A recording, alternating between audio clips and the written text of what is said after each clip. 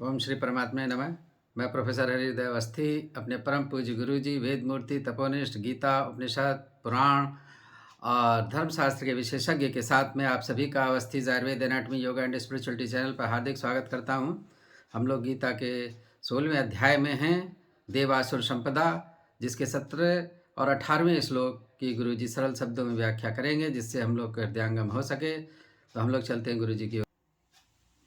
नमोस्तुनन्ताय सहस्रमूर्तये सहस्रपादाक्षिशिरोरुबाहवे सहस्रनाम्ने पुरुषाय शाश्वते सहस्रकोटियुगधारिणे नमः।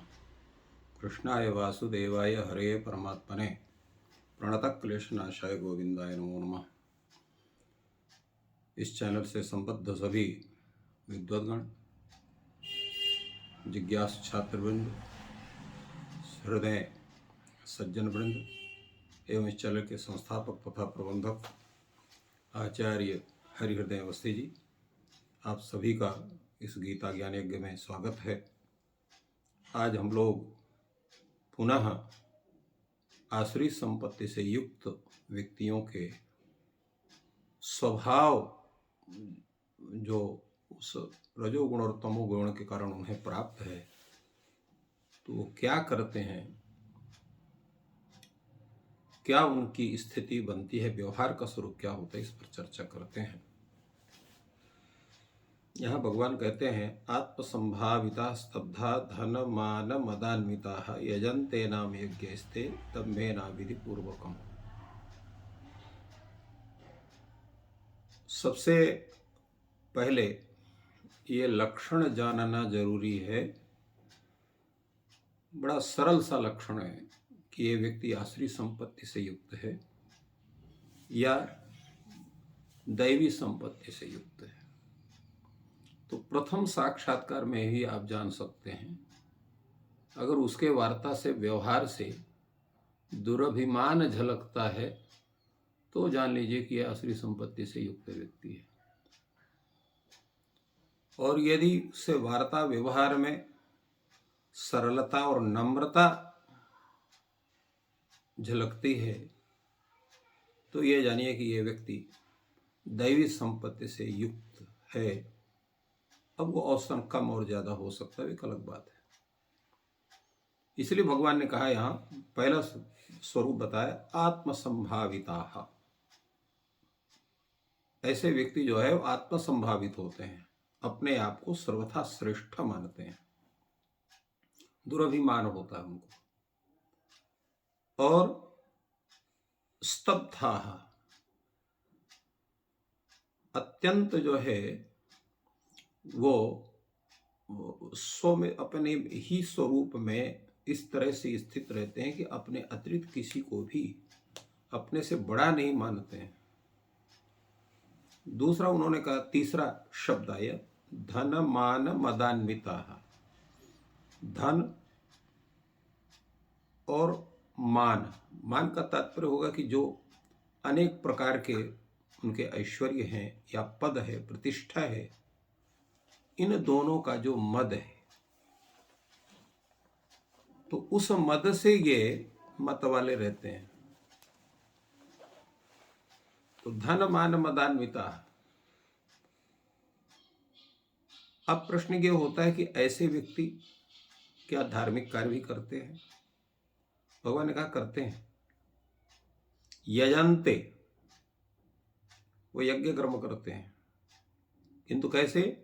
नाम यज्ञ ही यजन्ते। नाम तो उसका यज्ञ होता है, किंतु वस्तुतः उसमें पूरी तरह से पाखंड और दंभ की स्थिति रहती है। तो नाम यज्ञ स्ते यजन्ते। कैसे करते हैं? आप उनको नाम यज्ञ क्यों कह रहे हैं?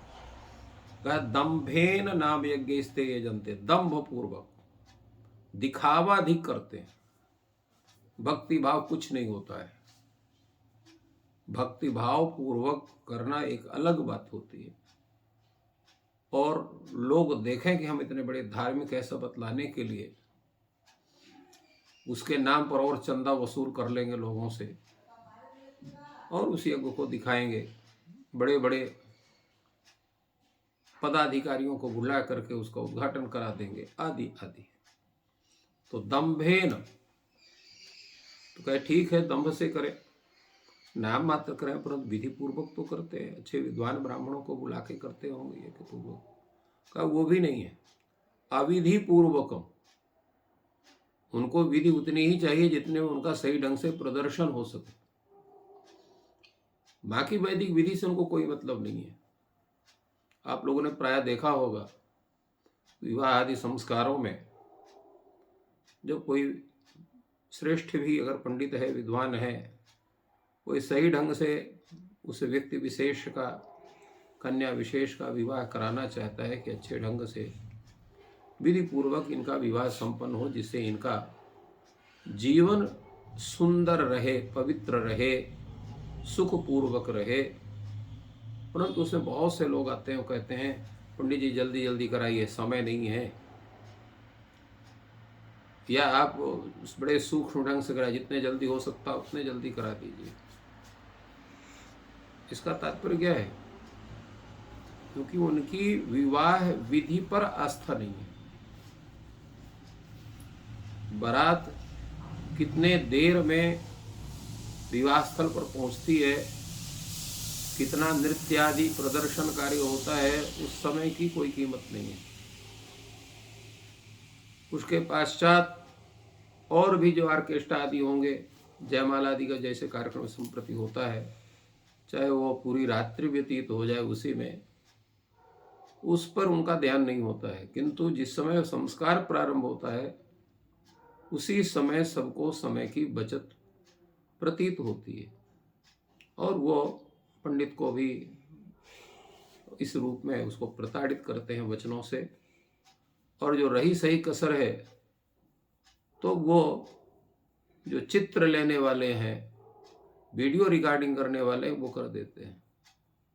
यही हाल अन्य आदि यज्ञों में भी देखा जाता है। तो तात्पर्य क्या है कि प्रत्येक कार्य को विधि पूर्वक जब हम संपन्न करते हैं, प्रदर्शन न होकर भक्तिभाव पूर्वक होता है, सामान्य नाम मात्र का न होकर के पूर्ण सामग्री के सहित, पूर्ण आचार्यों के सहित जब यज्ञ कर्म करते हैं, तो वो यज्ञ कर्म वो विधि पूर्वक संपन्न होने से समस्त लोक का कल्याण करता है, न केवल यजमान का। किंतु नाम मात्र से जो किया गया यज्ञ है, दंभ पूर्वक किया गया जो है, अविधि पूर्वक किया गया जो यज्ञ है, वह यज्ञ किसी के लिए भी लाभकारी नहीं होता है। किंतु आश्रित प्रकृति का व्यक्ति को ऐसे ही दंभ पूर्वक, अविधि पूर्वक यज्ञ ही उसके लिए अभिप्रेत होते हैं। किंतु इसे यज्ञ का आवश्यकता ही नहीं है, उसको तो प्रदर्शन करना है कि लोग हमको ऐसा जाने। तो ये स्वरूप भगवान ने यहाँ पर बतलाया। दूसरा जो श्लोक है जिसमें भगवान बतलाते हैं, अहंकारम बलम धर्मम काम क्रोधम च संश्रिताः ममात्म परदेहेषु प्रत्युषन्तोऽभ्यसूयकाः। भगवान ने गीता में पूर्व में कहा है, आत्मवत् सर्वभूतेषु, संपूर्ण प्राणी को अपने समान देखना चाहिए। किंतु यहाँ आसुरी व्यक्ति क्या करता है, इतना भयंकर उसको अहंकार है, अपने बल का इतना दुर्भिमान है, धन का दुर्भिमान है, पद का दुर्भिमान है, और इतना उसको दर्प है, अर्थात उसके उस अभिमान का प्रदर्शन भी उसी तरह से है। दूसरे क्या है, अत्यंत वो कामी है, अत्यंत क्रोधी है, उनको पकड़ करके बैठा हुआ है, कोई समझाता भी है तो भी उसको सुनने के लिए तैयार नहीं है। काम क्रोधम च संश्रिता। और दूसरा क्या करता है, वो किसी भी प्राणी में उस भगवान के स्वरूप का दर्शन नहीं करता।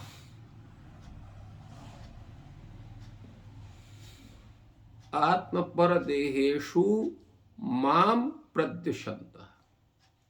अन्य जो आत्मा है, जो देह में जन पर जितने जीव हैं, वो चाहे मनुष्य हो, चाहे पशु हो, चाहे पक्षी हो, चाहे जलचर हो, चाहे नभचर हो, कोई भी प्राणी हो, सब में मेरे स्वरूप को न दे करके द्वेष करता है।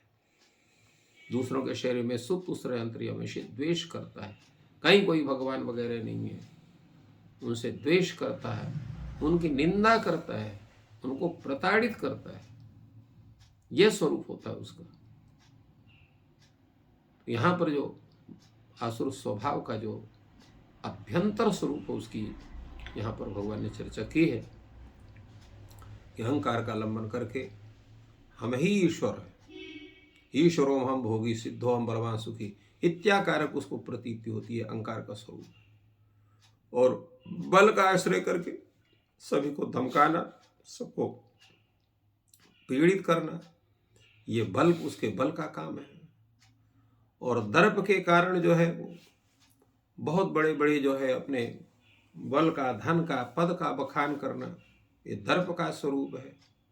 और काम का आश्रय नाना प्रकार के दुराचार करना, जैसे आजकल अनेक प्रकार के दुराचारों की चर्चा समाचार पत्रों में, समाचार जो दूरदर्शन आदि में है उस देखने को मिलती है। और क्रोध परायण होकर के सबसे द्वेष करना, सबके प्रतिकूल आचरण करना, ये स्थिति है रहती है उन तामसी लोगों की, राजसी लोगों की, अर्थात जो तमोगुण संपन्न, रजोगुण से जिनकी आसुरी स्थिति बनी हुई है। और दूसरा क्या है कि ये जो तामसी व्यक्ति हैं या जो आसुरी संपत्ति से युक्त व्यक्ति हैं, आसुर स्वभाव वाले व्यक्ति हैं, वो केवल अहंकार, बल, दर्प, काम, क्रोध आदि का आश्रय नहीं करते हैं, अपितु उनके दोषों को भी धारण करते हैं जो उससे उत्पन्न होने वाले दोष हैं। और जैसे अभी कहा गया अभ्यसूयक, सभी का के प्रति, अभ्यसूयक का मतलब क्या होता है? दूसरों के गुणों में भी दोष को देखना, निरंतर उनकी निंदा करना, उनके ऊपर जबरदस्ती जो है वो उनको अपराध का, दोषों का आरोपण करना, ये एक बड़ी दिक्कत की बात है। बहुत ऐसा स्वभाव आसुरी संपत्ति वाले लोगों को होता है। दूसरी जो एक बात है जो विशिष्ट रूप से कथनीय है, ये है जिसकी पहले भी हमने चर्चा की कि उनको परमात्मा का दर्शन कहीं भी नहीं होता है, परमात्मा की सत्ता से भी उनको जो है द्वेष होता है। परमात्मा के प्रति उनका न तो विश्वास है, न तो श्रद्धा है, न तो भक्ति, कुछ भी नहीं है। इसलिए उनके सब कार्य प्रदर्शन मात्र होते हैं। तो भगवान ने इस तरह से सभी उन दोषों का निरूपण किया जिन दोषों के आधार पर व्यक्ति अपने सर्वनाश की संपत्ति का स्वयं संचय करता है और उसको अपने उन दुर्गुणों के कारण, उस आसुरी स्वभाव होने के कारण उनको अपने क्षति का, अपने पतन का उनको भान नहीं होता है। इसलिए भगवान ने इनको बतलाया कि आप आसुरी संपत्ति को भी जानिए, दैवी संपत्ति को भी जानिए और उनके फल को भी जानिए, और फिर उसी अनुसार अपने आचरणों को, अपने कार्यों को, अपने व्यवहार को, अपने स्वभाव को, अपने विचारों को, उनको जो है उनको परिवर्तित करिए। इस प्रकार गुरु जी ने बहुत ही सरल शब्दों में हम लोगों को उपदेश किया कि दैवीय संपत्ति और आसुर संपत्ति, उनके लक्षणों को ठीक से समझना है और दैवीय संपत्ति के लक्षणों को, आचरणों को धारण करना है, और इसको धारण कराने में ईश्वर आपकी सहायता करें।